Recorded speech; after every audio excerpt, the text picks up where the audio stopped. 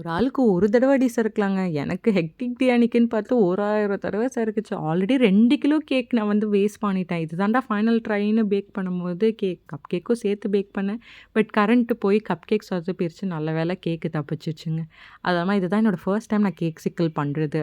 First டைமே okay சூப்பரா பண்ணுவோம்டா அப்படின்னு எக்ஸ்பெக்ட் பண்ணி, அப்படியே நான் வந்து அன்மோல்ட் பண்ணும்போது சாக்லேட் லேயர்ஸ் எல்லாமே உடைஞ்சிருச்சு. என் மனசு கூட சேர்ந்து உடைஞ்சிருச்சு. டைம் வேற இல்ல அப்படின்னுட்டு ரெக்கார்ட் பண்ணுறது எல்லாமே நான் ஓர தள்ளி வச்சுட்டு ஃபஸ்ட்டு நான் வந்து மற்ற எல்லா ஒர்க்குமே பண்ணிவிட்டு பட் ஃபைனலி நான் அதை வந்து ஃபினிஷ் பண்ணிட்டேன். ஸோ இது யாருக்கு பண்ணுறேன் அப்படின்னா, இந்த 10 வேரியஸ் ஃப்ளேவர் கப் கேக்கும் கேக் சிக்கிள்ஸ் வந்து ஆஸ்ட்ரோநாட் தீம்லேயும் நான் வந்து எனக்கு ஆல்ரெடி 300 குக்கி ஆர்டர் கொடுத்தது ப்ளஸ் 100 வெனிலா வித் சாக்லேட் டப் கொடுத்தேன். அவங்களுக்கு தான் பண்ணி கொடுத்துருந்தேன்.